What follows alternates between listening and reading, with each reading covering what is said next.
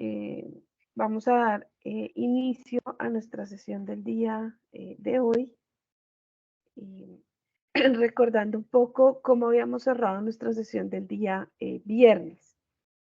Habíamos nosotros, digamos, cerrado la sesión terminando de ver las 11 leyes de pensamiento complejo, ¿sí? Y finalmente habíamos cerrado con un video que nos recordaba los ciclos de retroalimentación, los dos tipos de ciclos y cómo aplicábamos esas leyes del pensamiento sistémico a esos ejercicios de los ciclos de realimentación para analizar los problemas complejos o las situaciones complejas a las que nos enfrentamos. Y el video nos mostró algo que no vamos a alcanzar a ver en este curso, pero que es cómo construir a partir de ladrillos que después redundan, digamos, o terminan en el concepto de arquetipos, y cómo esos ladrillos empiezan a construir esos ciclos con los cuales abordamos esas situaciones complejas o problemas complejos. Habíamos iniciado nuestra sesión hablando de cuáles eran esos obstáculos a los que nos enfrentábamos en el pensamiento sistémico. Y decíamos que esos elementos de obstáculos pues eran las barreras en el proceso de aprendizaje que debíamos superar si queríamos darle un enfoque sistémico eh, a nuestro pensamiento de conformidad con las situaciones y problemas a los que nos vamos enfrentando. Habíamos visto que nuestro primer obstáculo se denominaba yo soy mi puesto. Y digamos aquí era cómo nos restringían, digamos, en nuestro desempeño con los nombres y las limitaciones que eso implicaba de conformidad con la labor asignada. Entonces, cómo el contador permitía etiquetar a la persona para que se limitara a esa labor que desarrollaba en virtud de su función, de su profesión, y que no le daba tiempo a pensar de manera sistemática no solo su trabajo, sino permitir concretar un trabajo en equipo con otras áreas o generar sinergia con otras personas del equipo en el cual se desenvuelve. El segundo obstáculo que habíamos mencionado es el que se denomina, perdón, el enemigo externo. Y este, digamos, se derivaba del anterior obstáculo y nos decía que nosotros tenemos una tendencia a culpar a los demás de los problemas. O sea, cómo ubicábamos las dificultades a las que nos enfrentábamos y las causas de esos problemas complejos a los que nos enfrentábamos en los agentes externos. Decíamos que cuando nosotros tenemos claridad que somos parte del todo y que por tanto no hay nada externo, entramos en una dinámica diferente y es asumir las responsabilidades de una manera compartida. Y que más que buscar culpables, encontrábamos que lo importante era trabajar en la búsqueda de la solución. Y esto también nos fomenta la visión sistémica del trabajo en equipo, ¿sí? O sea, cómo todos aportamos para la búsqueda de la solución sin estar señalando como único objetivo quién fue el culpable de la situación a la que nos estamos enfrentando. El tercer obstáculo que mencionábamos se denominaba la ilusión de hacerse cargo, ¿sí? Y aquí nos pensábamos no como personas reactivas, sino como personas proactivas, y decíamos que esa proactividad debíamos ser cuidadosos para que no se convirtiera en una reactividad disfrazada contra ese enemigo interno, ¿sí? Aquí señalábamos para concluir que la verdadera proactividad es un producto de nuestro modo de pensar y no de un estado emocional, ¿sí? Y decíamos o colocábamos el ejemplo de cómo enfrentamos las situaciones, por ejemplo, con nuestros hijos y cómo las decisiones en términos de esa proactividad o reactividad no podían estar únicamente gobernadas por un estado emocional, sino por el pensamiento sistémico, por el enfoque sistémico y de manera estratégica cómo asumíamos la actitud, perdón, frente a esa dificultad o a ese problema complejo al que nos enfrentamos. El cuarto obstáculo decíamos que era la fijación de los hechos. Y aquí repetíamos que el pensamiento complejo no es un pensamiento lineal. Es decir, no estamos ante la causa-efecto, sino ante un paradigma evolutivo donde nosotros teníamos unas explicaciones fácticas, pero para cada suceso no nos encontramos con que existe una causa de manera obvia. Digamos que aquí lo que nos planteábamos era la necesidad de no seguir pensando que para cada hecho o acontecimiento existe una causa obvia y que, es, y que esta búsqueda eh, de causa-efecto nos puede llevar a la inmovilización si no entendemos el enfoque sistémico para el abordaje de la situación. ¿Sí? Y esto, digamos, mediado no solo desde el punto de vista de lo personal, sino de lo organizativo. ¿Sí? Entonces, ¿cómo aprendemos a analizar la situación y a entender que digamos, la situación en la que nos encontramos no está medida por hechos de carácter inmediato y que no podemos únicamente concentrarnos en los hechos, sino en la reacción y en la búsqueda de la solución frente a ese hecho. Por último, habíamos cerrado los obstáculos haciendo referencia a la parábola, perdón, de la rana hervida, ¿sí? Y aquí decíamos que era necesario para nosotros reducir nuestro ritmo, aminorar nuestro ritmo y empezar a prestar atención no solo a lo evidente, sino también a lo sutil y lo prácticamente imperceptible a lo que nos enfrentamos, ¿sí? Y decíamos que la parábola de la rana hervida nos llamaba a que no nos fuera a pasar lo de esa rana, que estemos en la comodidad del agua tibia y no alcancemos a reaccionar a tiempo para salvarnos o para enfrentar una situación del modo correcto. ¿Sí? Y cómo en esta parábola, digamos, empezamos a entender que los cambios leves pero continuos eh, pueden llevar a las organizaciones a las situaciones comprometedoras o a crisis infranqueables que habíamos podido solucionar en el momento oportuno si hubiéramos atendido esos cambios pequeños e imperceptibles. Ahí cerramos nuestra sesión del día viernes.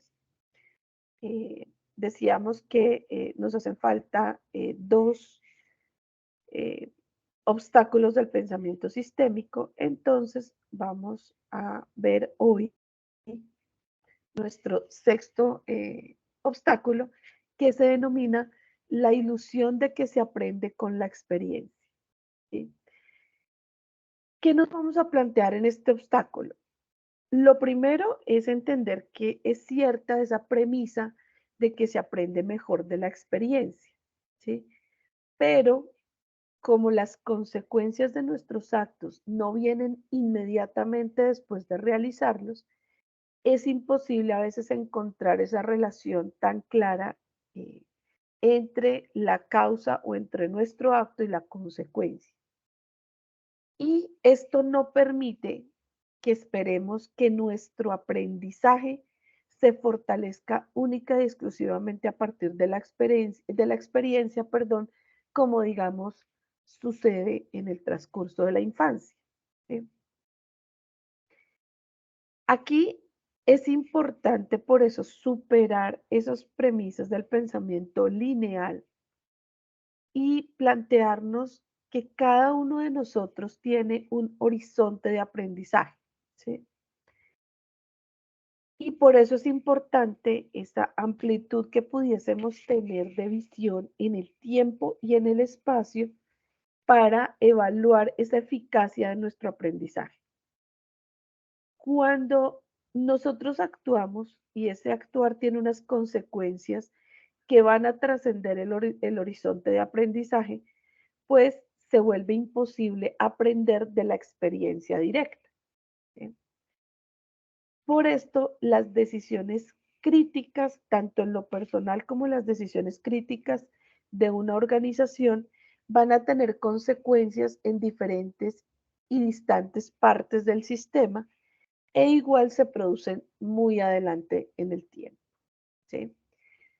Digamos que por eso nosotros tenemos a veces la sensación que si hubiésemos vivido alguna situación con posterioridad, digamos, a nuestros aprendizajes, la hubiésemos abordado de una manera diferente, ¿sí? Y nos pasa mucho cuando estamos reflexionando sobre una situación hoy y decimos, si ayer hubiese sabido lo de hoy, mi reacción hubiese, o el problema lo hubiera abordado de manera diferente hace un tiempo, ¿sí? Pero es que esas consecuencias generalmente trascienden ese horizonte de aprendizaje, ¿sí? Por eso son más sabios en general los abuelos con los nietos que en su actuar como fueron de papás con sus hijos, ¿sí? Porque la experiencia y el tiempo les dan una visión diferente alrededor de cómo educar o cómo interactuar con los niños. Entonces no podemos partir solo de esa ilusión de que se aprende con la experiencia, sino la combinación de nuestra visión sistémica nos tiene que permitir abordar las situaciones a partir de un enfoque sistémico, entendiendo que debemos aplicar las leyes y no partir de esta, digamos, esta premisa de ilusión exclusiva alrededor de la experiencia. En relación con esta ley, ¿alguna pregunta, algún comentario?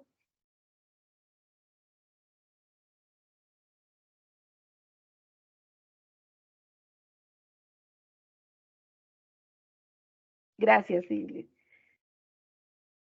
Vamos entonces a ver nuestro séptimo obstáculo del pensamiento sistémico y es el que nos habla de el mito del equipo administrativo. En las organizaciones generalmente observamos que la conformación de grupos altamente calificados para resolver esos problemas estratégicos o complejos nos lleva a que realmente sucede que cada uno busca salvar su territorio, ¿sí? O sea, cada uno busca atender y solucionar un pedacito de ese problema. Hay un profesor de Harvard que plantea que la mayoría de los equipos administrativos tienen una tendencia a ceder bajo presión. Entonces, los equipos tienden a funcionar muy bien con problemas rutinarios, pero cuando se enfrentan a problemas realmente complejos que pueden ser embarazosos o incluso amenazadores, el espíritu de ese equipo se deteriora y se va a la basura, ¿sí? Y entonces entramos en un círculo vicioso donde se generan extensos debates frente a temas, digamos, triviales e intrascendentes en los cuales todos terminan estando de acuerdo siempre y cuando no vean comprometidos sus intereses particulares. Y eso nos hace caer en una visión asistémica que además es extremadamente costosa para la organización. Yo creo que de esto ustedes se han visto reflejados en muchísimas situaciones, ¿no? Donde esa teoría de mis límites alrededor de la responsabilidad de alguna manera altera ese trabajo en equipo. Esta visión asistémica en la que se cae en los equipos administrativos termina replicándose, dice la teoría organizacional, en los mandos medios. Para nosotros, en esas subdirecciones, jefaturas de grupo, coordinaciones, porque esos mandos medios, esos directivos de los departamentos, replican su actuar en el personal a cargo, cayendo nuevamente en esa búsqueda de enemigos externos. Tiene entonces, digamos, la alta dirección la responsabilidad de que sus,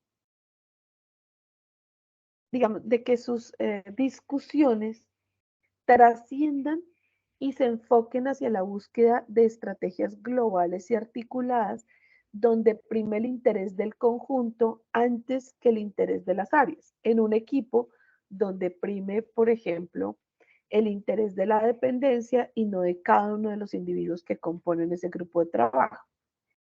Esta tarea no es para nada sencilla, pero garantizará el éxito fundamental para la organización.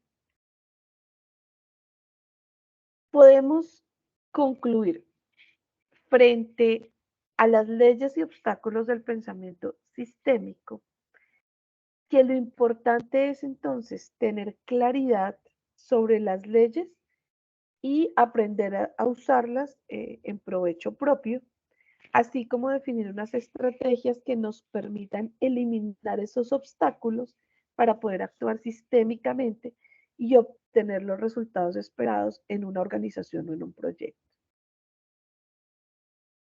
Esto requiere de muchísimo trabajo individual, de lo que se denomina un reaprendizaje, donde nosotros transformemos esa manera de ver el mundo, esa manera de enfrentarnos a las situaciones complejas en lo individual y en los escenarios colectivos donde nos desarrollamos. ¿Sí? Y generalmente lo que nos sucede es que apropiamos más algunas leyes o tratamos de superar mayores obstáculos cuando en nuestro análisis individual vemos que somos más proclives a unos u otros comportamientos. Hasta acá las leyes y los obstáculos de ese pensamiento sistémico. No sé si hasta acá tienen alguna pregunta.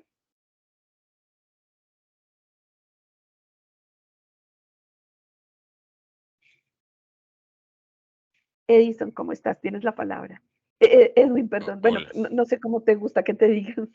No, no, no hay problema, pues son mis dos nombres, así que los dos son válidos, no hay ningún problema por ello. Respecto a este último mito que estabas mencionando, eh, hay algo ahí en esta lógica del servicio público y es la de que al funcionario público, como dice, se le juzga, se le castiga por, por no hacer o por hacer de más, ¿sí? Teóricamente el funcionario debe hacer lo que la ley le dice que puede hacer, ¿sí?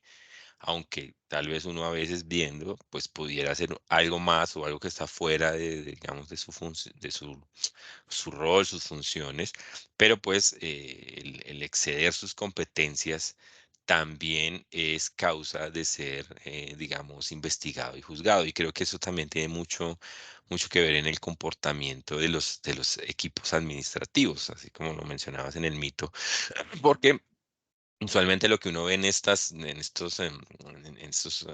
grupos, digamos, que se arman o instancias que se conforman para precisamente abordar problemas complejos, es eso, ¿no? Es esa competencia de no, yo puedo hacer hasta aquí, ¿sí? Ahí para allá, no sé quién lo hace. ¿M? Y eso se vuelve básicamente en un proceso de construcción de muros o de cercados, ¿sí? Y pues finalmente el problema que estamos abordando se termina viendo sitiado, absolutamente atomizado, eh, por ese ejercicio que nos cuesta mucho, porque pues obviamente todo el mundo, pues todos lo hacemos, también me incluyo porque obviamente me sucede y lo tengo muy presente de, bueno, yo no puedo hacer eso porque me excedo mi competencia y ahí y tal, pero entonces, ¿quién lo hace? Porque hay muchas cosas que como la norma no lo dice quién lo hace, pues entonces caen en una zona gris o en un vacío y pero no estamos en capacidad de generar mecanismos para atender eso porque todos y todas terminamos considerando que X o Y componente de la situación, del problema, de la solución, no es de mi competencia, por lo tanto, pues resolver o darle una alternativa de solución, pues siempre va a terminar quedando insuficiente, ¿no? Pero ahí creo que en parte de esa construcción, digamos, de esa lógica de la misma estructura del servicio público promueve y fomenta ese tipo de comportamientos, ¿no? Digamos, es casi que una competencia por dejar muy claro hasta dónde yo llego. Que yo creo que es importante, por supuesto, porque pues no todos podemos hacer de todo, creo que eso también es importante tenerlo claro, pero ¿qué pasa con lo que en teoría nadie puede hacer? Termino ahí con mi intervención, gracias. Digamos que antes de darle la palabra a Constanza, un poco, en efecto, esa visión de la responsabilidad que nos atañe a los servidores públicos es lo que a veces nos lleva a la parálisis, porque nosotros de alguna manera actuamos y vivimos con un miedo constante a enfrentarnos a ese tipo de responsabilidades, porque no son cualquier cosa. Un proceso de responsabilidad fiscal o disciplinaria no es un tema, digámoslo, divertido, sino más bien bastante preocupante. Pero, digamos, hay dos momentos en los que abordar o enfrentarnos a esos problemas de carácter complejo. Y es que una cosa es la etapa de, digamos, de planear y pensar y otra será la etapa de actuar. Entonces, ¿cómo nuestro comportamiento lleva a pensar que hay un momento en el que en el actuar definimos cuáles nuestras competencias, pero en el momento de la etapa de pensar podemos incluso aportar a las soluciones, ¿sí? Y a veces alguien puede tener la solución en su cabeza a un problema complejo sin necesidad de que su implementación esté al frente, pero como nos enfrentamos digamos, a ese mito del equipo administrativo, ¿sí? Nosotros lo que llegamos es ni siquiera a plantear la posibilidad de la solución, ¿sí?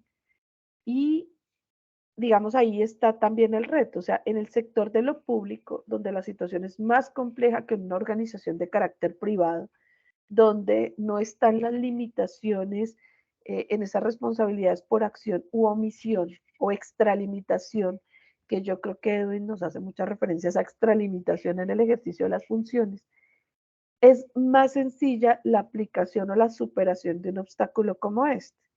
En el sector público podemos estar limitados, pero sí podemos cambiar nuestro enfoque de conformidad con la etapa del problema que vamos a abordar, ¿sí? ¿Cómo nos reunimos en equipo y buscamos una solución frente a un problema? Así quien tenga que implementar la solución sea el profesional de nómina en la dirección de talento humano o gestión humana. Pero todo el equipo de talento humano llegó a pensarse en cómo abordar esa dificultad o ese problema complejo que se pudo presentar con la nómina en la entidad, ¿sí?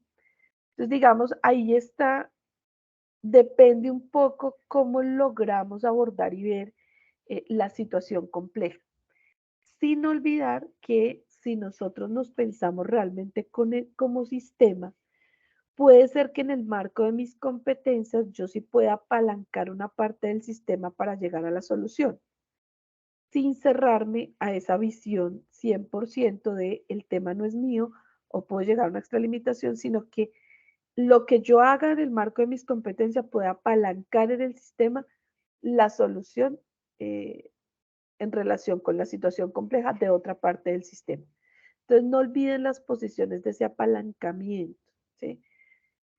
como plantea Edwin, digamos, no es un tema tan sencillo, pero cambiando nuestra mirada y nuestra manera de pensar, de pronto podemos llegar a encontrar realmente la solución y abordar ese manera complejo en equipo desde otra perspectiva.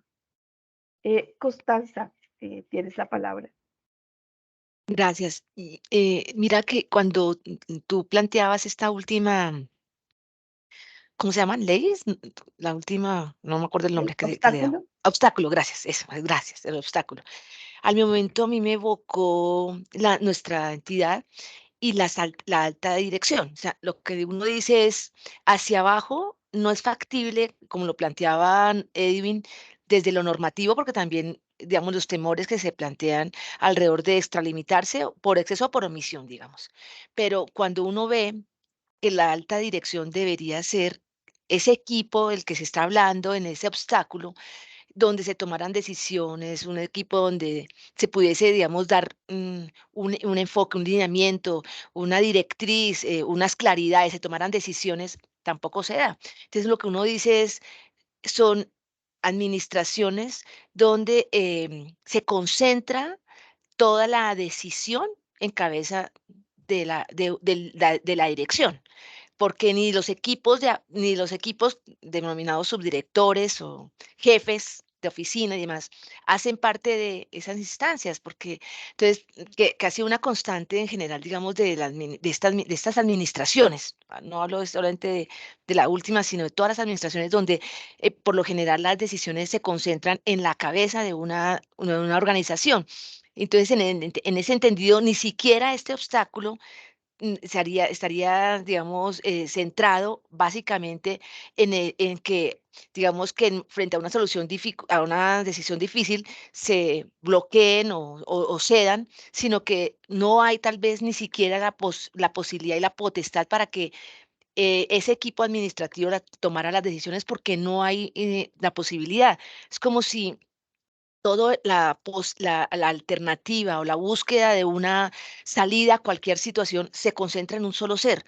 Y eso, pues, no habla de trabajo en equipo, no habla de la posibilidad de la construcción en equipo, de grupo. Y eso, por supuesto, se traslada hacia abajo, hacia, como tú lo denominabas, mandos medios, donde nosotros no solamente está el temor de no generarme investigaciones y demás, y no extralimitarme, sino que también se le suma a eso la imposibilidad. Yo siento que uno se congela, se paraliza, porque no hay manera tampoco de buscar salidas, como tú planteabas hace un momento, alternativas, búsquedas u otras búsquedas, porque se cierra la posibilidad, porque todo tiene que pasar y trascender hasta arriba. Entonces, esa movilidad se pierde, esa posibilidad de construirse se ve un poco truncada, aunque por supuesto se sigan intentando hacer como ejercicios que contribuyan en momentos el asunto es ¿y por qué lo han hecho? ¿Y por qué lo hicieron? ¿Y con autorización de quién? ¿Y por qué no lo han dicho? Que también lo que hace es que esas búsquedas de alternativas, de salidas, se pierdan vigencia, pierdan posibilidad, que la gente se sienta desanimada, que la gente no quiera hacer parte de esa construcción para trascender lo que en un momento dado está obstaculizando el ejercicio de la labor que se realiza. Entonces, creo que digamos, si no se logra llegar a permear esas instancias, va a ser mucho más difícil que hacia abajo se logre concretar un ejercicio como el que se plantea, ¿no? Ahí termino. Constanza, tienes toda la razón. Digamos que es lo que uno podría llamar los estilos en la gerencia pública, ¿sí? Entonces, ¿cuál es, digamos, mi estilo de gobierno? ¿Cuál es mi estilo de gerencia? Mi estilo de gerencia sí responde eh, a la aplicación de esas competencias blandas que llamamos trabajo en equipo, comunicación asertiva, ¿sí? Trabajo colaborativo, o responde a una eh, de decisión uninominal, ¿sí?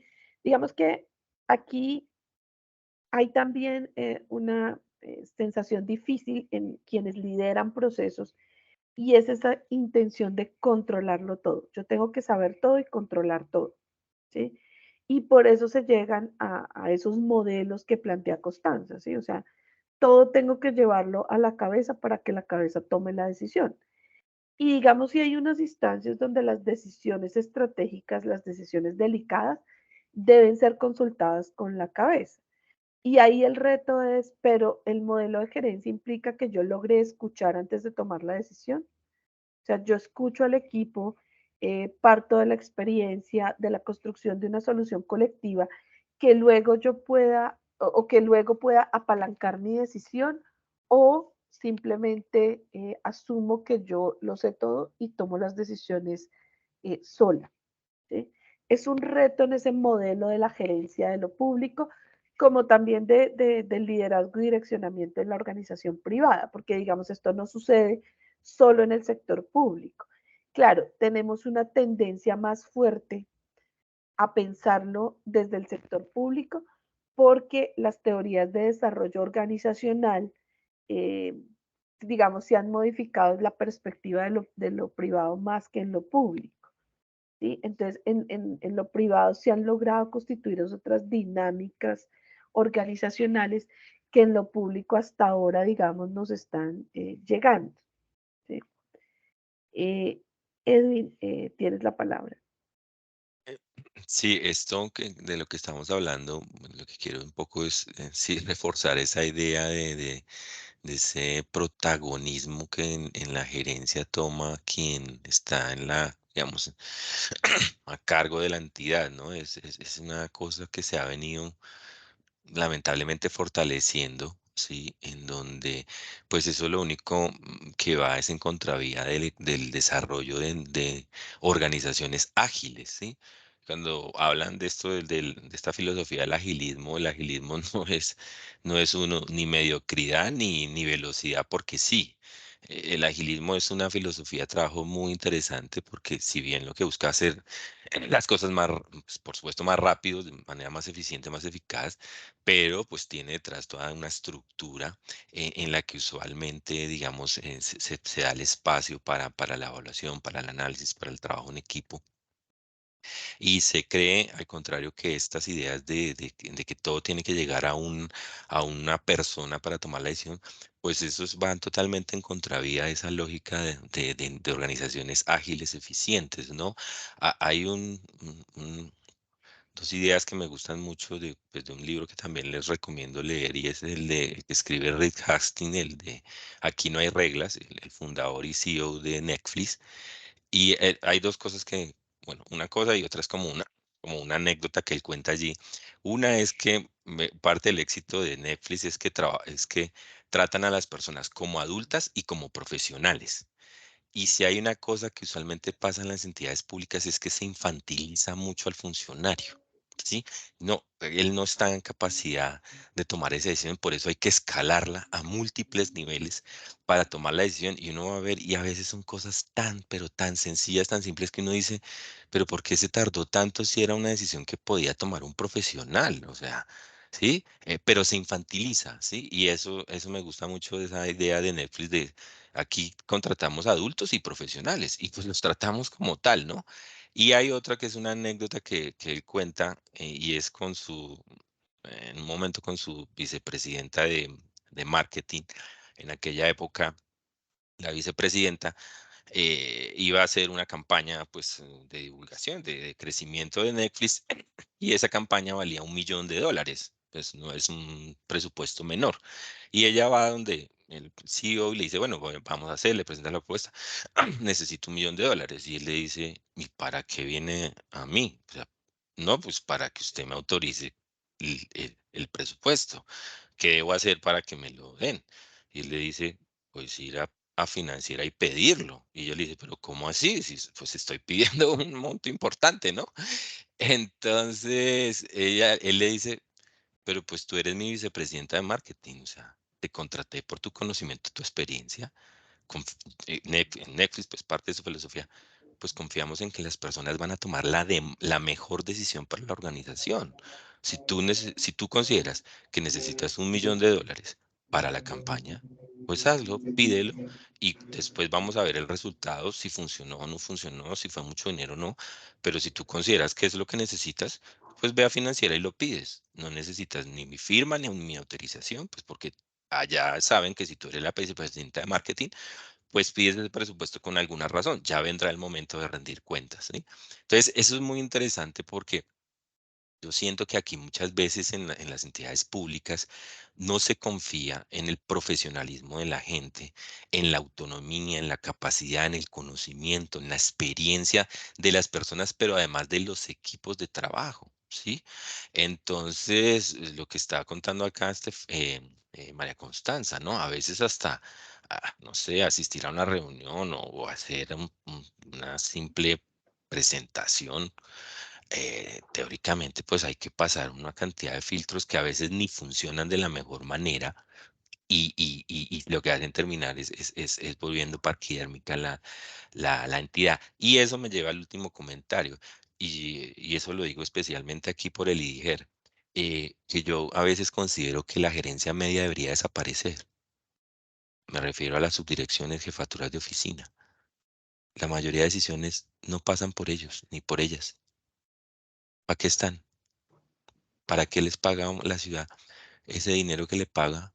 Si la gerencia media poco o nada tiene que decir, las decisiones finales las toma la persona, no lo digo como dice Constanza, solo por esta administración, sino por la anterior, funcionaba de la misma manera. Entonces uno dice, pero ¿para qué están ahí? ¿Para qué? Si no tienen ninguna capacidad de intermediación, de decisión, de liderazgo, de toma de decisiones, tal vez ese dinero se lo podría ahorrar la ciudad, ¿no? Porque pues en toma de decisiones, en el mecanismo de toma de decisiones, todo es, pues pásemelo y yo lo consulto, pásemelo, yo lo consulto, pásemelo. Bueno, pues entonces como para qué, ¿no? Esa era la intervención que quería hacer. Bueno, un reto bien complejo el que ustedes plantean, porque en efecto, digamos, yo creo que recojo que hay dos puntos cruciales en ese ejercicio, digamos, de los equipos, y es uno, el compromiso con la organización, ¿sí? O sea, yo, en el ejemplo que colocaba Edwin, de esa vicepresidenta de marketing, eh, ¿cuál es la confianza que tenía el CEO sobre su actuar? Primero la contraté porque es profesional y pues si la contraté es porque usted sabe de marketing y sabe qué necesitamos. Entonces, tengo la certeza que usted conoce, pero además, eh, creo que usted puede tomar la decisión más beneficiosa para la organización, ¿sí? O sea, esa vicepresidenta debe conocer las dificultades financieras o la situación financiera de la empresa y sabrá qué gastárselo o traerá o no beneficios. Y la otra es llegar al momento también de rendir cuentas. Entonces, yo pensaba, cuando todos tenemos claro para dónde vamos, cuál es el objetivo estratégico, cuáles son los lineamientos, digamos, de la alta dirección, pues seguramente cuando toque tomar decisiones que atañen a mi responsabilidad, a mi competencia, a mi cargo, pues tengo claro cómo voy a tomarlas porque tengo claro cuáles son mis cartas de navegación. Y seguramente tengo claro mi compromiso con la organización y podré tomar la decisión correcta.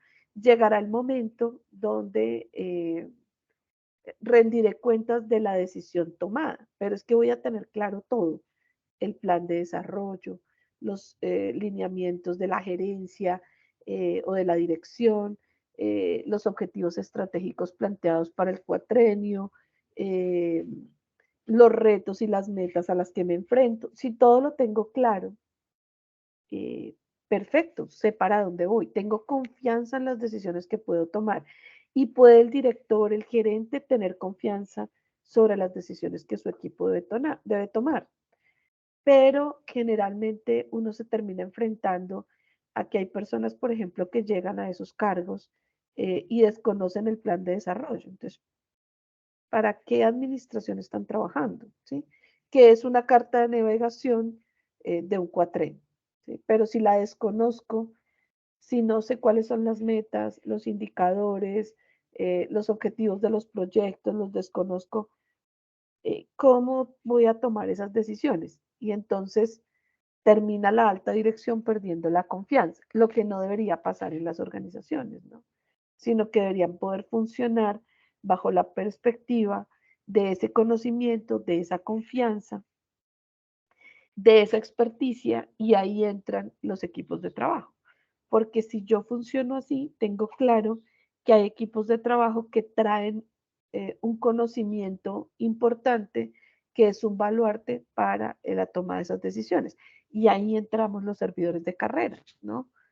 Eh, ¿Qué capital traemos en términos de conocimiento y experiencia que ponemos al servicio de, entendiendo la dinámica normal de la carta de navegación sobre la cual trabajamos, pero con un capital acumulado que se pone al servicio de esa subdirección, de ese líder para la toma de la decisión final? ¿Sí? No es con lo que nos enfrentamos diariamente, pero el reto sería cómo las organizaciones van hacia allá, cómo llevamos las entidades de lo público hacia allá. ¿Sí? Diana también nos estaba escribiendo en el chat un ejemplo al que nos enfrentamos eh, de cómo no, precisamente no nos tratan como adultos en la organización, ¿no? Para que revisen ustedes el chat. Hablando un poco de cómo llevar ese pensamiento sistémico, vamos a compartir un video eh, que hace referencia a eh, cómo imprimir una visión sistémica a eso que hacemos, ¿sí? Antes de entrar a los modelos mentales, ¿sí? Porque si nosotros transformamos a esa visión sistémica, vamos a entender el por qué debemos transformar nuestro modelo mental y cómo ser conscientes de ese modelo mental. Entonces, denme un segundo, vamos a compartir el video.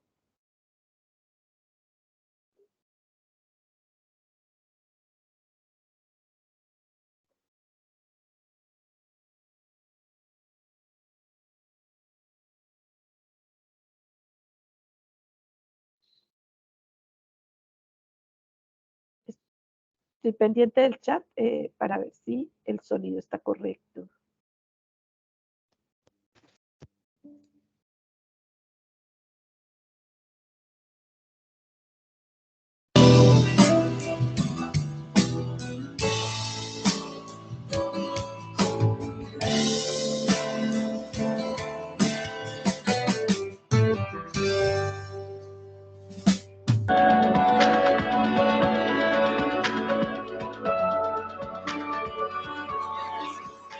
Sí, el mejor juego del mundo. ¿El jardín? Sí, señor. Y nunca existirá otro mejor. Solo tú y la bola, en total soledad. Creo que es hora. ¿Hora de qué? De que vea usted el campo. ¿El campo? Ya veo el campo, pero tiene 445 metros con una pequeña bandera roja al final. Está a 12 golpes por delante de mí. No es eso. De haber visto el campo, no habría estado dando hachazos a la bola como si estuviera segando la hierba de su casa. ¿Quiere darme el palo? Lamento el comentario. Siga dando hachazos.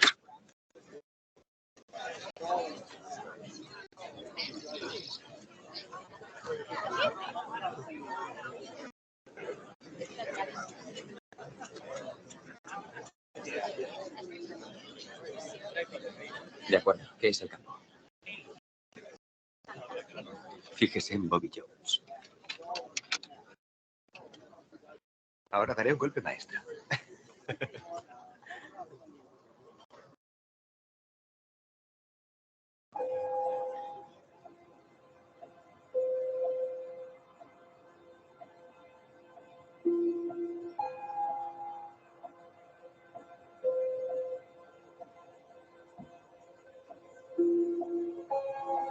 Su balanceo previo es como si buscara algo. Lo encuentra. Se asegura de estar justo en el centro. se concentra. Puede escoger entre muchas formas de golpear. Topar, forrar, hacer un shank. Únicamente hay un golpe que está en perfecta armonía con el campo. Un golpe que es su auténtico golpe. Y ese golpe le va a elegir a él. Hay un golpe perfecto que nos elige a cada uno de nosotros. Y lo único que tenemos que hacer es despejarle el camino. Dejar que él nos elija. Mírele, está en el campo.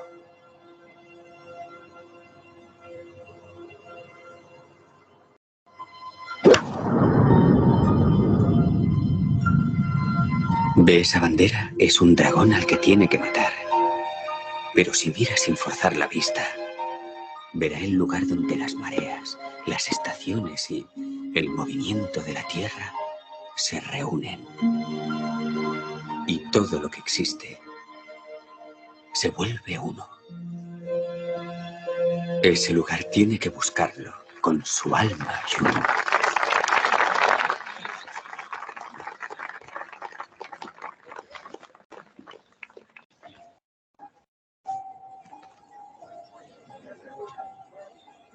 Búsquelo con las manos, no piense en él. Siéntalo.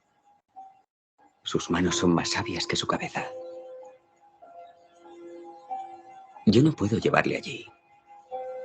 Solo espero poder ayudarle a encontrar el camino.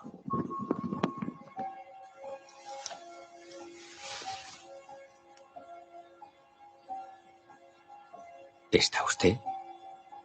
¿Esa bola? ¿Esa bandera? Y todo lo que es usted, búsquelo con las manos. No piense en él, siéntalo. Lo está mirando, solo siéntalo. Únicamente solo está usted está en perfecta armonía con esa bola. Allí reside su auténtico ser, esa bandera y todo lo que es usted.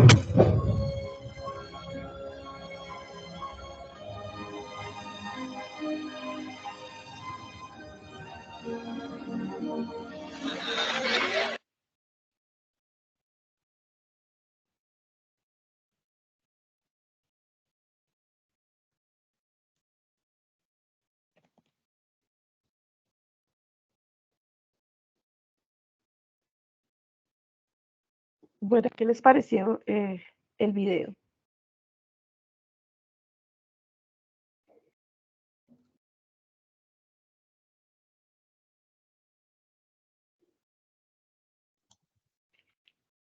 Edwin,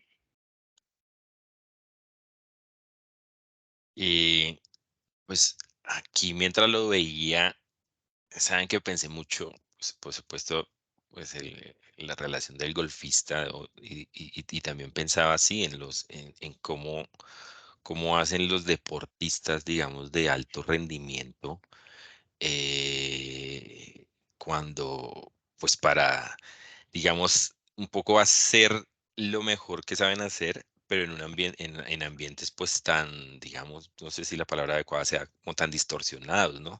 Estadios repletos de gente, cámaras observándolos todo el tiempo, ruido, la gente gritándolos, insultándolos, incluso insultándolas, bueno, una cantidad de variables que deben, como, pues como le sugiere aquí el, digamos, no sé, el personaje que hace Will Smith al otro, como de aislar, ¿no? Y me ponía a pensar en, pucha, realmente hay que tener una capacidad muy desarrollada para llegar a ese momento de aislar al público, las cámaras, la fama, los insultos, la lluvia también, ¿no? O el intenso calor y dar tu mejor golpe, los tenistas, lo que sea, se requiere un ejercicio bastante, digamos, desarrollado para poder tener esa capacidad y pues, digamos, lograr el objetivo, ¿no? Ganar el partido, el torneo, jugar al golf. Entonces me hacía pensar que pues a veces en nuestro ejercicio nos cuesta mucho aislar ciertos factores, ¿no? Y esos factores terminan por obstaculizar o dificultar porque no logramos, digamos, aislarlos, superarlos y terminan, pues, por el contrario que hacen estos deportistas de alto rendimiento, pues no sé, nos llevan a no lograr el objetivo, la meta, o a encontrar la solución. Ahí yo creo que hay un reto bastante importante, por lo menos lo pienso yo, en qué capacidad tenemos para aislar a veces tantos factores, ¿sí? Y poder entender que es el momento de tomar ciertas decisiones a pesar de lo que sucede en el contexto y pues dar de lo mejor que tenemos, ¿no? Ahí creo que pensé mucho en como en esos deportistas, de verdad que es impresionante cómo esta gente es capaz de aislar tantos factores que en ese momento están en juego, pero pues que al final, digamos, permiten, ¿no? Pensé mucho en estos deportistas como Federer, Nadal, bueno, estas personas que durante tanto tiempo han sido los mejores en su deporte, en su carrera, y han logrado llegar a un nivel en donde les permite aislar esas situaciones, o no sé si aislarlas es la palabra correcta, o controlarlas, o incluso hacerlas parte del juego, ¿no? Que muchos dicen que esta gente lo que hace es hacer, que logren ser parte del juego a su favor, otros lo que lo hacen es hacerlas en contra, ¿no? Bueno, no sé, bastante interesante esa parte. Bien, Diana, ¿ibas a intervenir? Sí, quería preguntar si sí logra meter la pelota. Creo que nos toca ver toda la película. Llega a hacer un tiro apoteósico en la pelota. Con la pelota, cuando logra, fíjense lo que primero le dice el personaje es que deje de mirar el pedacito como si estuviera dándole hachazos al pasto en su casa, o sea, al pedacito. ¿Sí? Deje de estar pensando en lo mínimo y vea todo el campo, o sea, vea el campo en su dimensión, vea la ubicación de la bandera, ubíquese él en el centro de todo eso que es mucho más amplio, ¿sí? Y ahí digamos que lo que nosotros debemos transformar a partir de ese enfoque sistémico es lo que vamos a ver como nuestros modelos mentales, ¿sí? Estamos en una posición en la que generalmente no vemos el campo completo, sino vemos una fracción del campo. ¿Y qué es lo que sucede? Que estamos ante unos modelos mentales que son imágenes, que son supuestos, que serán historias que llevamos en la mente acerca de nosotros, acerca de los demás, acerca de las instituciones y acerca de los demás aspectos del mundo.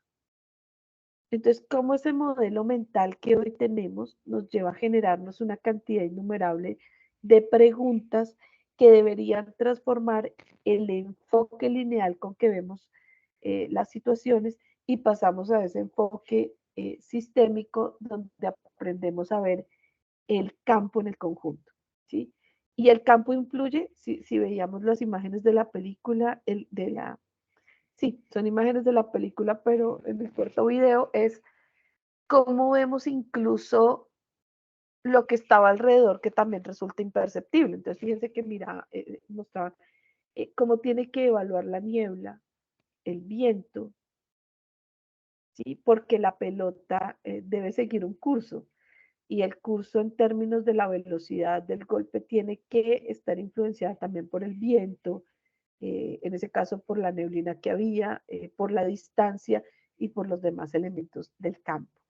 Y sí dejar de lado esas alteraciones que no hacen parte del sistema realmente, como los espectadores, que tienen el rol de observadores realmente, pero que en el juego no pueden influenciar esa mirada sistémica que estamos dando.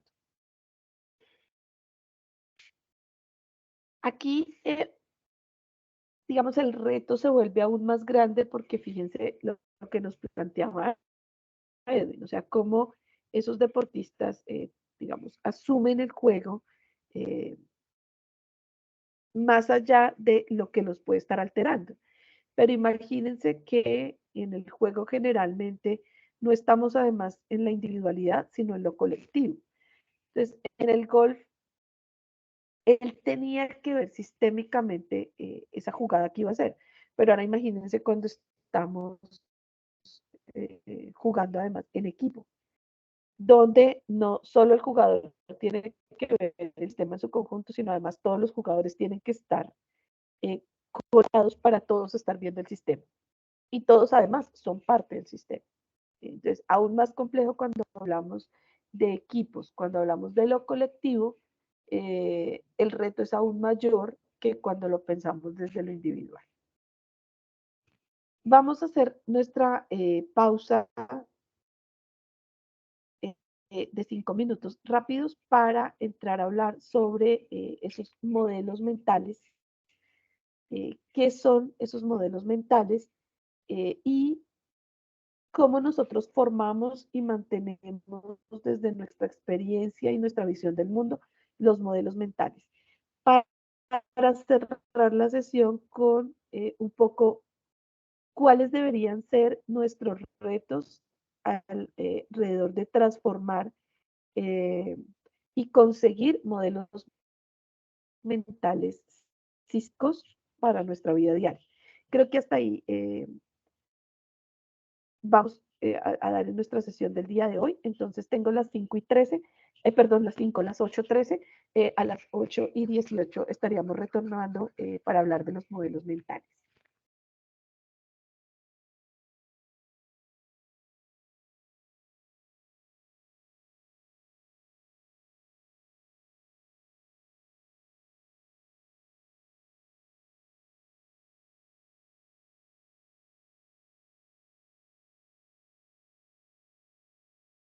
Ingrid, ¿vas a intervenir?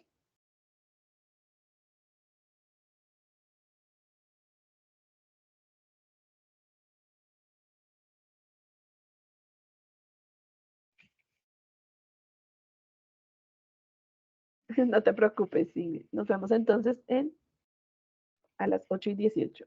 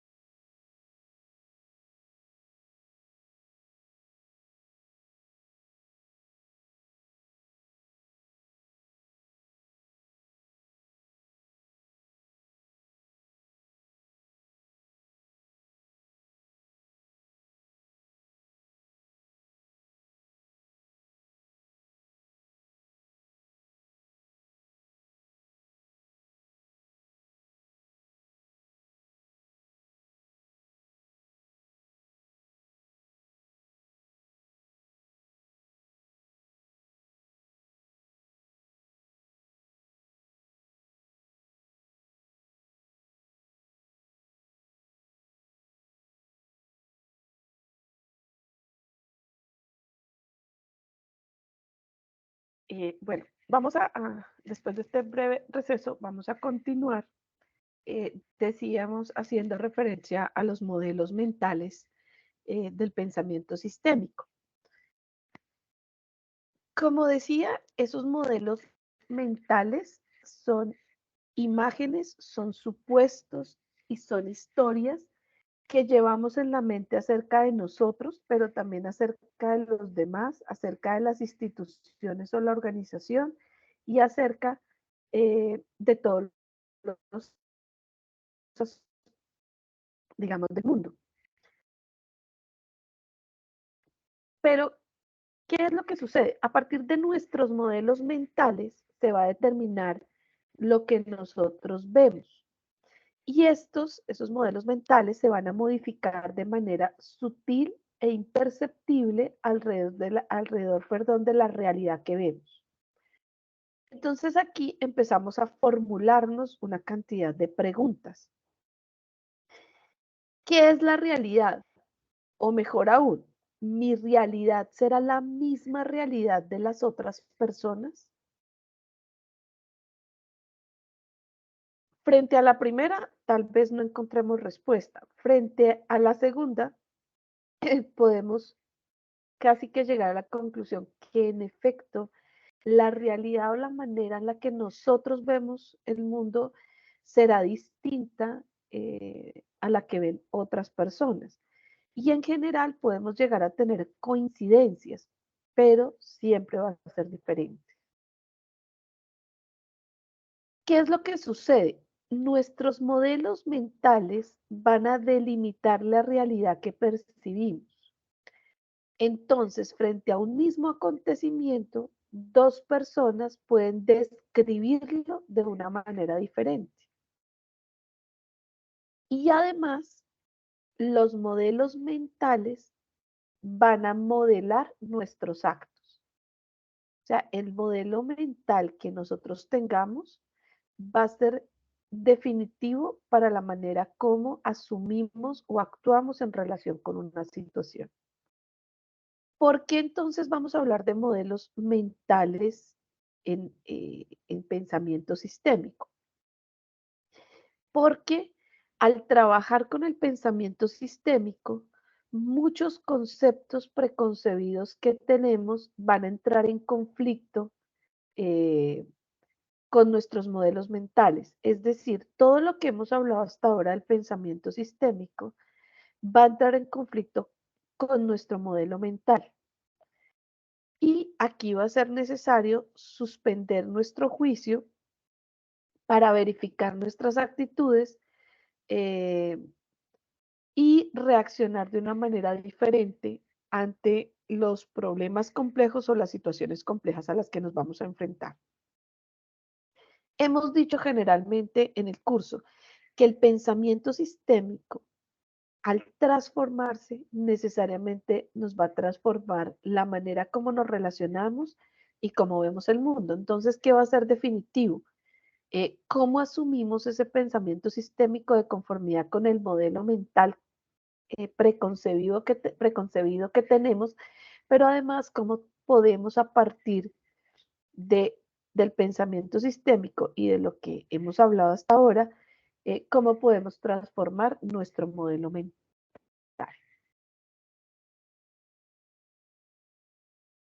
Pero entonces, ¿qué serán los modelos mentales?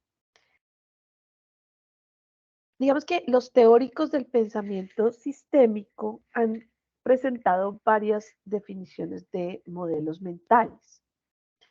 En principio, nuestros modelos mentales serán esas presuposiciones, estrategias, perspectivas, ideas fijas muy arraigadas en nosotros que vamos a encontrar en nuestra mente y que los construimos también a partir de nuestra experiencia.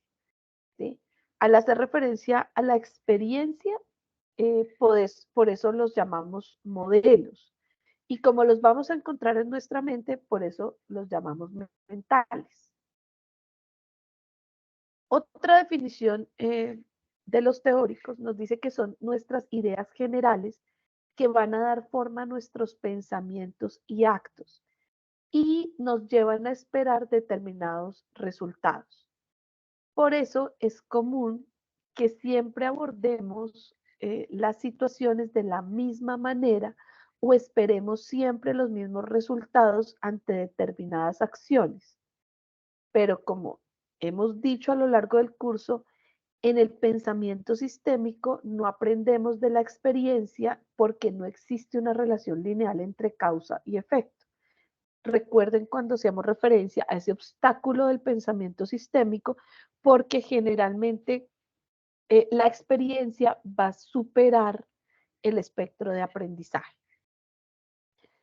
Una tercera definición dada desde el pensamiento sistémico nos señala que serán esos mapas que aplicamos a nuestras exploraciones extraídos de lo que nos pareció satisfactorio en experiencias pasadas.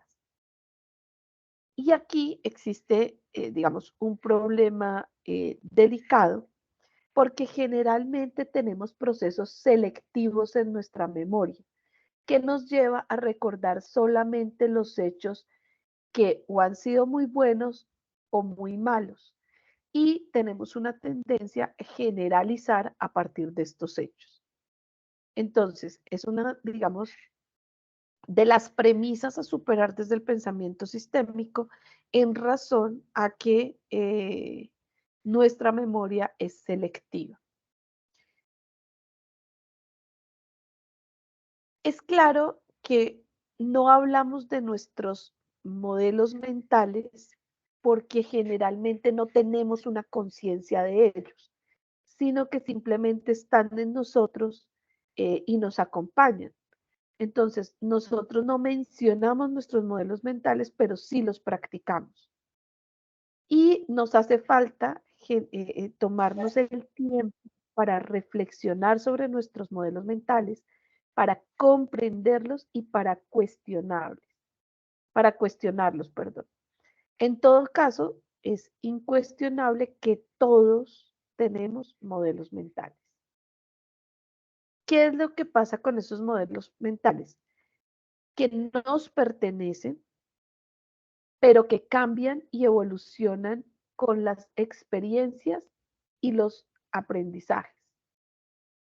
Generalmente tenemos la tendencia a defender nuestros modelos mentales de los ataques de las demás personas, porque están arraigados en nosotros. Son esa manera que tenemos de ver el mundo y los elaboramos a partir de las costumbres sociales, de la cultura, de las ideas de adultos que nos inculcaron en nuestra infancia, de los aprendizajes que hemos tenido.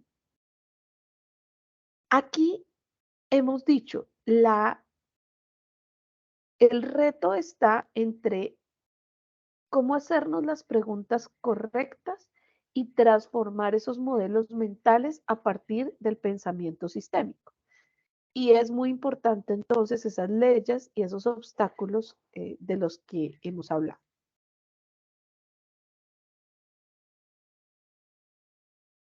¿Qué pasa entonces con estos modelos mentales? Como nosotros formamos durante nuestra vida y mantenemos un modelo mental arraigado, digamos que generalmente, según la experiencia, hay 4 formas en las que generalmente formamos y mantenemos ese modelo mental.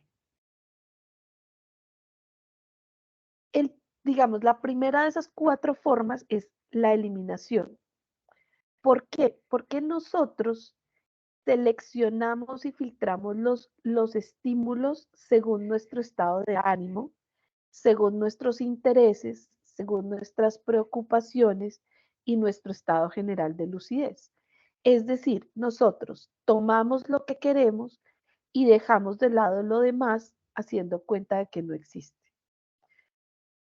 Un ejemplo, digamos, de esto es el punto ciego que nosotros tenemos en nuestra visión, en el cual la retina no recibe luz y por tanto no podemos apreciar los objetos que se encuentran ubicados en el llamado punto ciego, ¿sí? Lo mismo que cuando conducimos un vehículo y hay puntos ciegos de ese vehículo, ¿sí?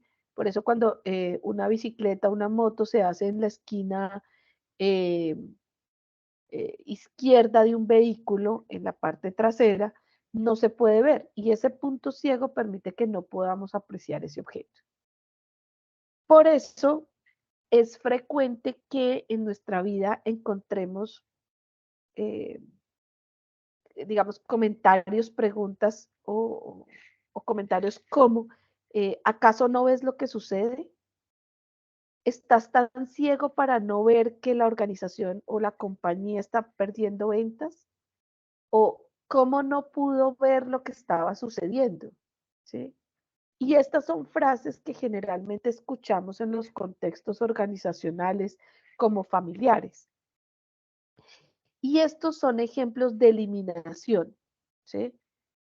Porque pueden ser, digamos, graves. Porque, ¿qué pasa cuando nosotros eliminamos esa parte importante para tomar decisiones o definir nuestras rutas de acción? ¿Sí? O sea, ¿qué pasa cuando ese vehículo en el punto ciego, al no verlo, puede generar un accidente? ¿Sí? Cuando vamos a abordar una situación, un problema complejo, ¿qué pasa cuando hemos eliminado o no vemos algo que puede ser decisorio, que puede ser importante para definir el qué hacer, cómo hacerlo o tomar la decisión correcta? ¿Sí? Entonces, ese modelo mental generalmente lo formamos y lo mantenemos por eliminación, pero el reto está en detectar qué es importante que estamos eliminando de nuestro modelo mental.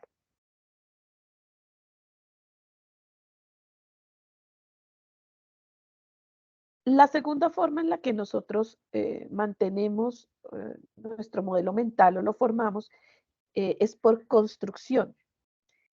Aquí se presenta lo opuesto a la eliminación y en este proceso lo que vemos es algo que no existe. Construimos una imagen o un concepto a partir de estímulos recibidos, pero en realidad no se relaciona. Y aquí, digamos, hay dos tipos de construcción. Uno será la ambigüedad, que va a llevar a la construcción, a la interpretación de esa ambigüedad, encontrando patrones y significados diversos a hechos oscuros y aleatorios. ¿Qué sucede en este caso? Que el mundo responde a unos determinados patrones y tiene un sentido. Y tendemos a establecer un vínculo entre la causa probable y el posible efecto sin que dicho vínculo exista o sea cierto, porque estamos ante una ambigüedad.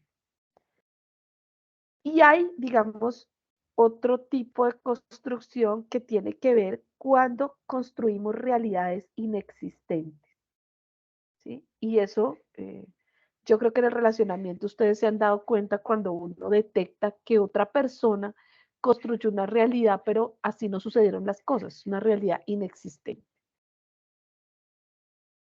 En la imagen de la diapositiva, lo que estamos viendo es el primer ejemplo en lo que tiene que ver con la construcción de realidades inexistentes. Esta figura se denomina el triángulo de Camisa. Y la pregunta aquí es, ¿todos ven un triángulo blanco en la mitad de la figura?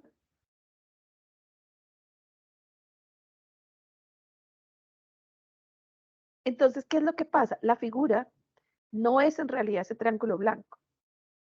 Y lo que estamos viendo es lo que esperamos ver, porque estamos acostumbrados a verlo y es lo que queremos. Pero el triángulo en realidad no está, o sea, no existe ese triángulo blanco. Y ahí estamos construyendo una realidad inexistente. Esa no es la figura.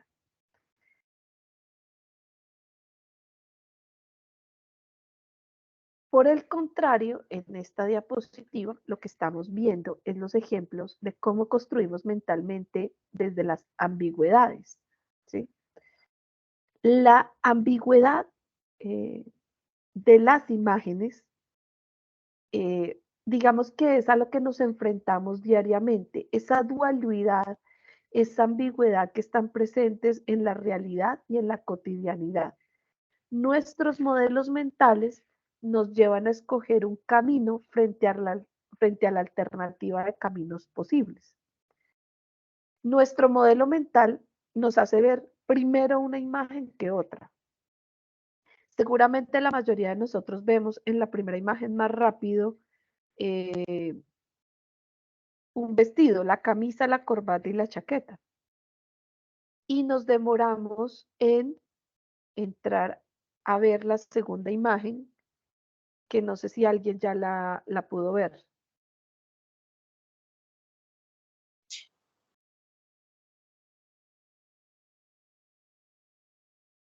Sí, Diana.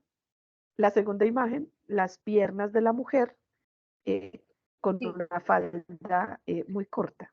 ¿Sí?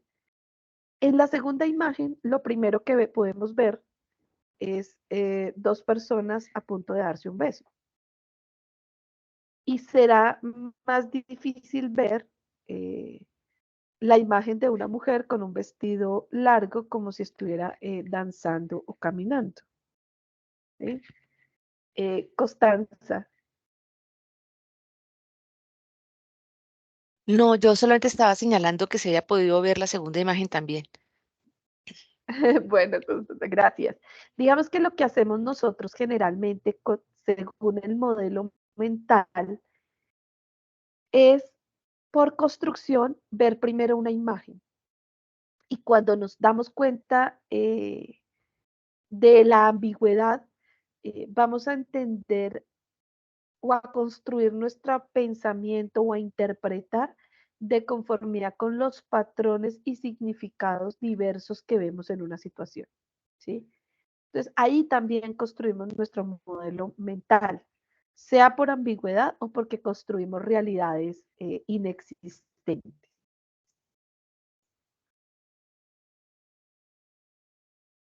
La tercera manera como nosotros construimos o mantenemos nuestros modelos mentales se denomina por distorsión y va, digamos, a ser diferente de los anteriores porque ni elimina ni construye, sino que se presenta un proceso especial en el cual se cambia la experiencia amplificando unas partes y disminuyendo otras.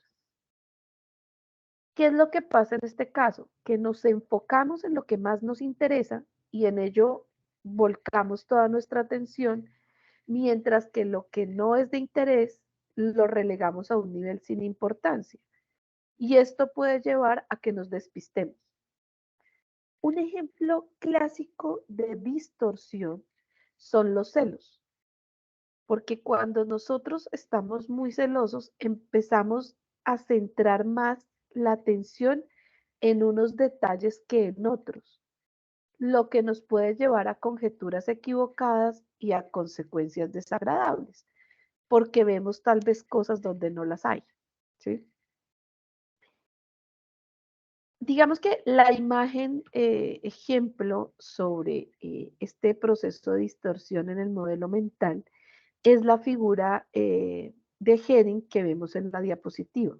¿Sí? La pregunta aquí es si son paralelas las líneas, ahí se me fue horizontales porque modifiqué la imagen, pero son verticales. ¿Esas líneas son paralelas o son curvas, las líneas rojas?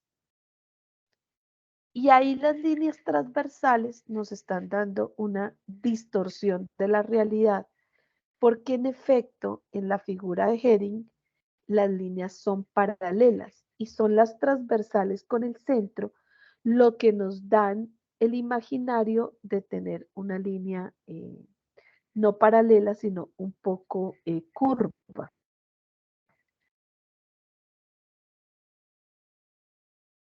La cuarta forma en la que nosotros construimos o mantenemos nuestro modelo mental se llama por generalización. Y esto se da cuando tomamos una experiencia como representativa de un grupo de experiencias y la definimos como la consecuencia normal y esperada, aunque no es cierto esto generalmente. ¿Qué es lo que pasa? Tendemos, y como seres humanos lo hacemos muchísimo, a generalizar, ¿sí? Y al generalizar, ¿qué es lo que hacemos? Reconocemos algo que ya conocemos y entonces afirmamos que sabemos cómo manejarlo. Sin esta capacidad, pues lo que haríamos es partir de cero eh, cada vez, ¿sí? Por lo cual esa generalización de alguna manera es necesaria. Sin embargo, generalizar tiene un riesgo y es que basados en una información atemporal o de un tiempo diferente o en hechos aislados que no representan generalmente esa generalización, tomamos decisiones de manera equivocada o abordamos un problema complejo de una manera equivocada. Nosotros generalizamos cada vez que empleamos palabras como siempre, nunca, todos, todo el mundo y nadie. Y eso es lo que hacemos en nuestra vida diaria. El riesgo para nosotros va a estar en tomar como representativo un ejemplo equivocado, generalizarlo a otros muchos ejemplos y negarnos luego a aceptar cualquier prueba de lo contrario. Entonces va a ser importante detenernos antes de empezar a generalizar y reflexionar si efectivamente los hechos o los eventos que estamos tomando de referencia son suficientes y apropiados para emitir una generalización a partir de ellos. O sea, siempre la aplicación de esa ley en la que tomamos un alto en el camino y reflexionamos a partir de la visión sistémica de la situación. Hay un teórico del pensamiento sistémico que utiliza un ejemplo, o mejor, un acertijo importante que quiere demostrar lo peligroso de las generalizaciones más hechas. ¿Qué nos dice, digamos, ese acertijo? Lo plantea de la siguiente manera. Un hombre que vive junto a la vía de un tren tiene la costumbre de pasearse por un puente y ver pasar los trenes desde allí todos los días. Por esas vías de tren, pasan trenes de pasajeros y trenes de mercancías. El hombre nunca está más de unos cuantos minutos, o sea, pocos minutos sobre el puente y anota después si ha visto que pasó un tren de pasajeros o un tren de mercancías. Después de un año de ese ejercicio diario, se da cuenta que el 90% de los trenes que ha visto son trenes de mercancías. Y la conclusión lógica de él sería que pasan por allí más trenes de carga que de pasajeros.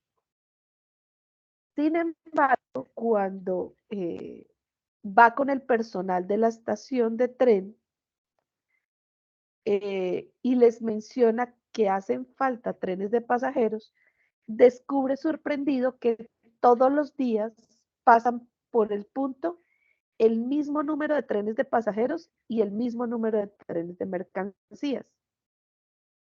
Si las visitas del hombre al puente son aleatorias, la pregunta es, ¿cómo es posible que vea siempre un número desproporcionado de trenes de mercancías?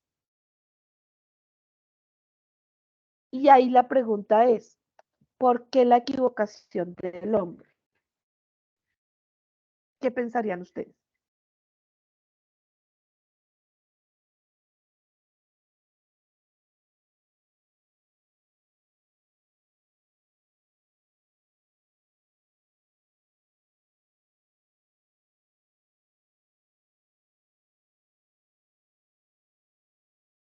¿Alguien que se aventure a decir por qué el error del hombre al ver pasar los trenes?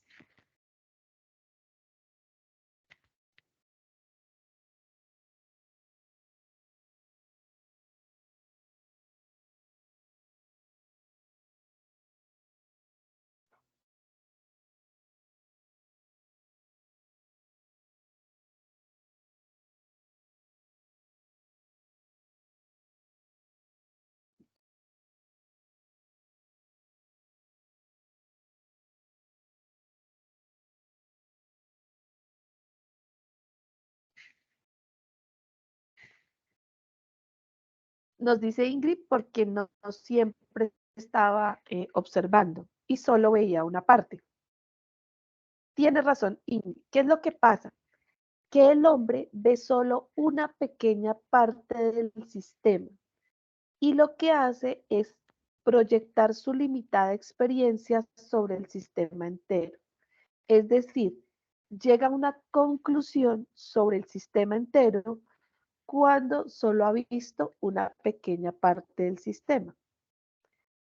Si él viera 9 veces más trenes de mercancías que de pasajeros, significaría entonces que hay 9 veces más trenes de carga, ¿sí? Es la conclusión incluso a la que él llega. Pero, ¿qué es lo que impide ver todos los trenes de pasajeros? Es el factor de tiempo. ¿Por qué? Los trenes de pasajeros pasan 6 minutos después de un tren de mercancías. Y las posibilidades de que el hombre llegue al puente después de que haya pasado un tren de pasajeros y antes de que pase un tren de mercancías son de 9 sobre 1, porque durante 54 minutos de cada hora el siguiente tren a aparecer es de mercancías. Entonces aquí es una ley de probabilidades, ¿sí? Entonces es previsible que pase un tren de pasajeros solo durante 6 minutos de cada hora. Y cuando nosotros logramos ver la situación o el cuadro entero, podemos ver el sistema en su completud y así entendemos dónde estuvo el error. ¿Sí? Entonces, ¿qué es lo que pasa en el acertijo? Que no se está viendo el sistema entero, sino solo una pequeña parte del sistema. Por eso es que la generalización es tan compleja cuando abordamos o le damos enfoque a una situación en particular. En relación a los modelos mentales como sistema, lo primero que debemos mencionar es que los sistemas pueden ser abstractos y nuestros modelos mentales conforman un sistema, que es nuestro sistema de creencias. Y por tanto se vuelve fundamental para nosotros abordar el estudio de los modelos mentales desde una perspectiva sistémica. Y entonces vamos a hacer el análisis a partir de una serie de preguntas. ¿Para qué los modelos mentales? ¿Sí? El fin último de las personas es el bienestar, ¿sí? La satisfacción en el plano personal, laboral, familiar, profesional, y por ello lo que nos interesa es tener un conjunto de modelos mentales que sean realistas y útiles para que aporten a nuestro bienestar y felicidad, ¿sí? Para el bienestar y felicidad nuestro y de los demás en la mayor medida posible. Y aquí digamos que nos vamos a detener en dos conceptos que hemos planteado. Los modelos o el conjunto de modelos mentales deben tener, digamos, dos características: ser realistas y ser útiles. Nuestro modelo mental debe ser realista porque lo importante es que nos permita desenvolvernos en el mundo real de una manera efectiva y exitosa. Y serán útiles porque es fundamental que estos modelos nos aporten y contribuyan con nuestro diario vivir, ¿sí? Y aquí la reflexión desde el pensamiento sistémico es un poco alrededor de nuestros modelos mentales actuales. Y el reto está en interrogarnos qué tan realistas y útiles de verdad son nuestros modelos mentales. La concepción o el sistema de creencias que tenemos es realmente útil para el logro de nuestro bienestar y la felicidad, o en qué medida lo es, ¿sí? Entonces, Fíjense cómo nos cuestiona el pensamiento sistémico desde el modelo mental alrededor de la realidad y la utilidad de lo que pensamos o cómo preconcebimos el mundo desde nuestro sistema de creencias.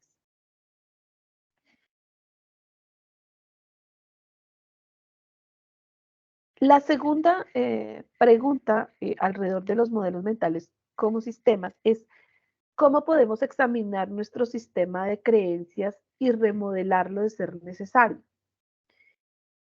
Esto en general no es una tarea sencilla porque tenemos que examinar nuestros modelos con imparcialidad, o sea, ser objetivos con nosotros mismos. Tenemos que vernos como un sistema y debemos elegir lo que queremos adoptar en lugar de aferrarnos sin más a esos modelos que ya tenemos. Aquí el quiz, digamos, está en superar esa premisa que utilizamos los seres humanos y es, así soy y siempre seré así, ¿sí? Eso es lo que yo creo y siempre lo creeré, o sea, esa intencionalidad que tenemos de mantenernos en el sistema de creencias y no remodelar ese sistema de creencias nuestro.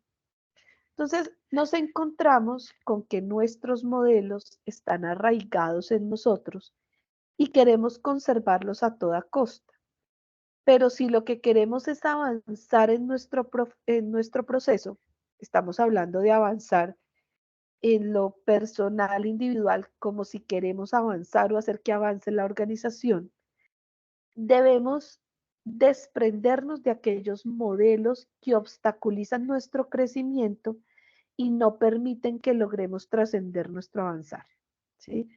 O sea, aquí se trata de cómo reflexionamos alrededor de si nuestro sistema de creencias y nuestros modelos mentales nos están obstaculizando el crecimiento o realmente nos van a permitir trascender.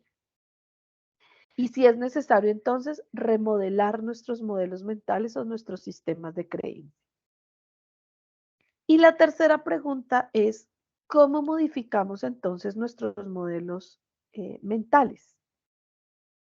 Generalmente o frecuentemente se nos dice que un hábito solo se reemplaza con otro hábito o que un paradigma solamente puede ser desplazado por otro paradigma. Entonces, para poder modificar nuestros modelos mentales, debemos identificar cómo ese ciclo de realimentación de refuerzo, o sea, que ya vimos hace 2 sesiones, apoya nuestras creencias y cómo la realimentación de compensación mantiene sin cambio el sistema, de manera que podamos conservar esos modelos mentales que realmente no son útiles y reemplazar los modelos mentales que no nos son útiles. Es la aplicación práctica a esos ciclos de realimentación que nosotros vimos en relación con nuestro sistema individual de creencias o la visión que tenemos del mundo. ¿Qué es lo que deberíamos hacer inicialmente? Definir esas cualidades de los modelos mentales que queremos, que como dijimos deben ser realistas y deben ser útiles, es decir, que aporten a esa felicidad para mí y para los demás, que aporten a nuestro bienestar. Entonces, es analizar qué ideas preconcebidas tenemos, que sea necesario que modifiquemos en relación o que replanteemos de nuestro modelo mental porque nos está obstaculizando.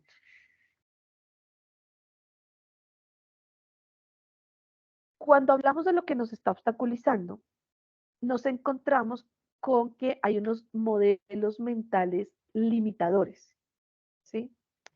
Y entonces, cuando hacemos el análisis individual, en introspección, hay 2 variantes de modelos mentales.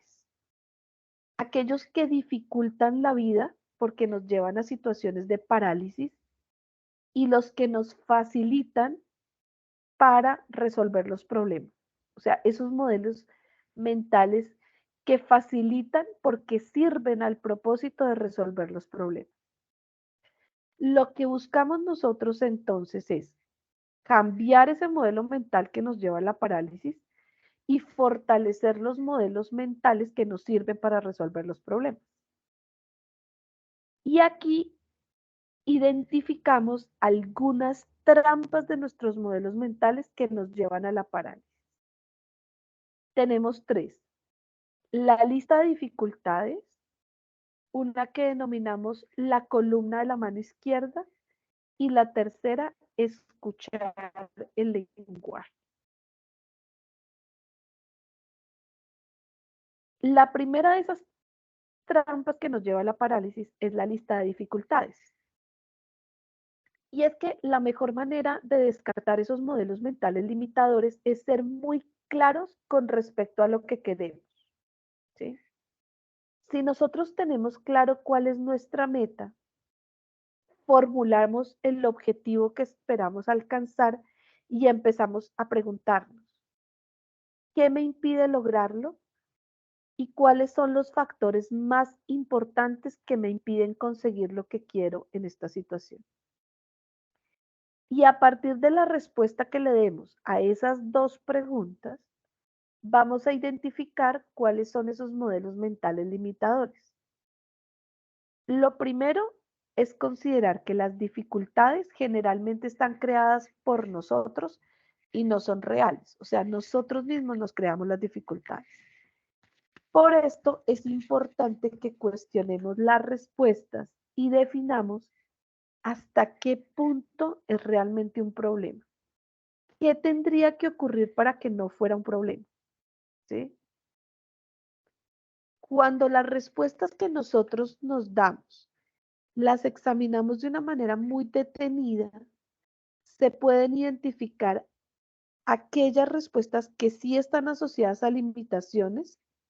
Por ejemplo, falta de habilidades, falta de recursos, sean recursos propios o de otros. Y aquí identificamos esos modelos mentales limitadores. ¿Cuál es la invitación en este ejercicio? Primero, a que iniciemos con un objetivo no muy elevado y examinemos con detenimiento cuáles son las razones que, según nosotros, no nos permiten alcanzar dicho objetivo. Luego, que nos cuestionemos sobre esas razones y tal vez lleguemos a la conclusión que muchas de esas razones van a existir solo en nuestra mente y que otras tantas que podrán ser reales, vamos a encontrar cómo superarlas.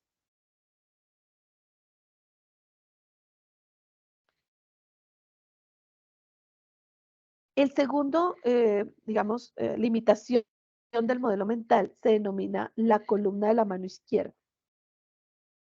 Y esta es una técnica que es muy útil en el proceso de identificar modelos mentales limitadores, ¿sí? Y es una técnica muy poderosa para ver cómo funcionan nuestros modelos mentales en condiciones particulares. Esta técnica es muy buena si tenemos problemas con otra persona en relaciones personales o en relaciones laborales o comerciales. Y esta técnica lo que nos lleva es a hacernos las siguientes preguntas. Digamos que podríamos hacer este ejercicio. Primero, vamos a recordar alguna conversación frustrante que hayamos tenido con otra persona, sea en el ámbito familiar o laboral. Luego la idea es tomar una hoja de papel y escribir en el margen derecho lo que nosotros dijimos. Y en el margen izquierdo escribir lo que pensábamos independientemente de lo que la persona dijera o hiciera. Y revisado lo que está escrito en el margen izquierdo, nos vamos a preguntar, ¿qué tipo de creencias surgirían de estos pensamientos?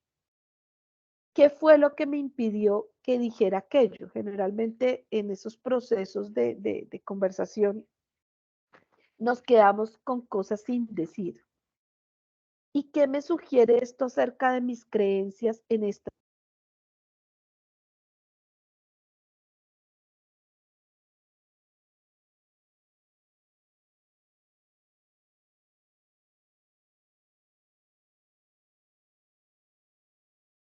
Piden que desarrollemos relaciones efectivas. Con esta técnica no pretendemos resolver las situaciones directamente, pero sí nos permitirá tomar conciencia de cuáles son las creencias limitadoras que mantienen los problemas. Y muchas veces cuando entendemos qué es lo que nos está limitando, pues eso es suficiente para encontrar una solución. Y vamos a terminar con, digamos, la tercera técnica que tiene que ver con escuchar el lenguaje. Generalmente los modelos limitadores actúan como reglas y se revelan a través de determinadas frases y palabras claves. Y entonces debemos prestar atención a lo que decimos, a lo que escribimos, a lo que dicen los demás y a nuestro diálogo interior. Generalmente ante una situación nosotros hablamos con nosotros mismos. Y aquí lo que nos sucede es que empezamos a escuchar juicios. Esos juicios son los enunciados autoritarios respecto a una realidad. ¿Sí? O sea, realmente pocos juicios son verdad en todas las ocasiones. Y por ello debemos cuestionar cualquier juicio que nos hagan, e incluso el nuestro, y preguntarnos si realmente es aplicable. Y aquí hay tres maneras de cuestionar los juicios. Cuando escuchemos que alguien nos hace un juicio, preguntémonos, ¿quién lo dice? Entonces, ¿qué? O sea, después del juicio, entonces, ¿qué? ¿Qué pasa después? ¿Y por qué no? ¿Sí? En las relaciones jerárquicas, cuando esos juicios son enunciados por alguien de un nivel superior, no quiere decir que sean incuestionables, ¿sí? Que es lo que tenemos a veces como tendencia. De hecho, para mejorar realmente un nivel en la organización, todos esos modelos mentales erróneos deben ser removidos, ¿sí? Y esto pues no es un ataque contra los superiores jerárquicos ni una señal que se podría denominar de anarquía, sino que es un paso en ese proceso de mejora continua, ¿sí? En este tema de escucha el lenguaje, además de cuestionar los juicios que nos hacen y que nos hacemos a nosotros mismos, aparecen también dos términos de cuidado, que son el deber y el tener. Porque estos son términos que demuestran que se está aplicando una regla. Y eso puede ser un modelo mental que nos limite, ¿sí? Cuando nosotros escuchemos el deber y el tener, debemos preguntar o preguntarnos, ¿qué pasaría si no lo hago? ¿Sí? La respuesta a este interrogante nos puede poner frente al modelo mental limitador, ¿sí? Este deber y ese tener. Otro punto importante, digamos, en estos modelos mentales limitadores que debemos manejar con cautela, son los que precedimos de la palabra obviamente, ¿sí? Porque es que nosotros utilizamos el obviamente como certificado de certeza. Y lo que se dice precedido del obviamente, pues casi que lo hacemos incuestionable. Pero ese obviamente será cierto o no será cierto, ¿sí? Y por último, hay aspectos del lenguaje que pueden estar ocultos en modelos mentales limitadores y que son universales. El todos, el siempre, el nunca. Y en las organizaciones generalmente escuchamos frases como siempre lo hemos hecho así, todo el mundo lo hace así, nadie se ha opuesto nunca. Y estas frases universales, estos conceptos universales y preconcebidos nos restringen las posibilidades de elegir y la búsqueda de nuevas opciones. ¿Sí? Por eso cada vez que escuchemos estas premisas, debemos preguntarnos si existe alguna excepción y generalmente habrá una excepción para mejorar el proceso, para mejorar la solución.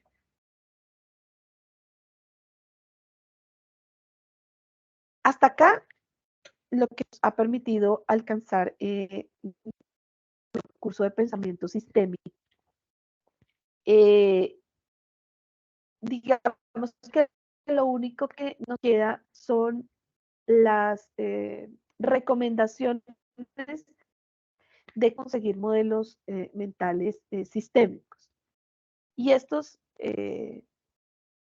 digamos, son los que encontramos aquí expuestos y que hemos discutido alrededor del curso de cómo transformar nuestra visión a partir de ese pensamiento sistémico. No sé si hasta acá tienen algún comentario, alguna pregunta, alguna observación.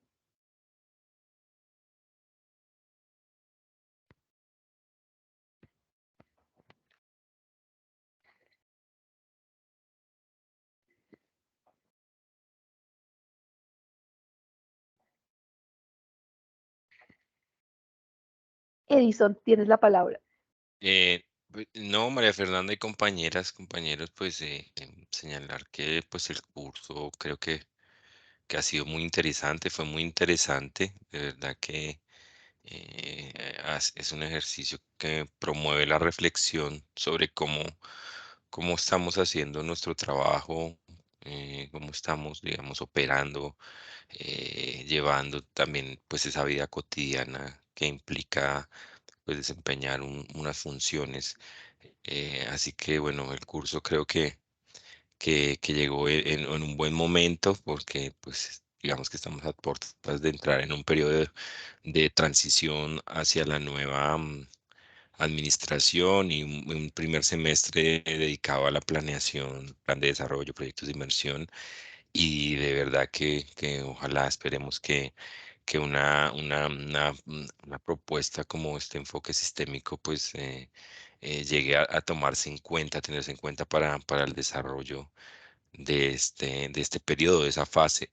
Creo que de alguna manera ya estamos en algunas áreas de la entidad, eh, digamos que haciendo el esfuerzo por aplicar muchos de estos elementos que hemos visto acá y bueno, el ejercicio consiste en mantenerse firme y promover que esta forma de pensamiento, de abordar las situaciones que se nos presentan, pues cada vez tome mayor protagonismo, importancia en el ejercicio de nuestra tarea pública. Así que creo que ha sido un curso bien interesante, bastante motivador incluso, porque te lleva a pensar en que, bueno, muchas cosas de las que hacemos tienen un fundamento, tienen una razón de ser y qué bueno que esto se pueda ampliar a todas las áreas y al funcionamiento mismo de la entidad pública. Yo de verdad que sueño con que el IGER sea una entidad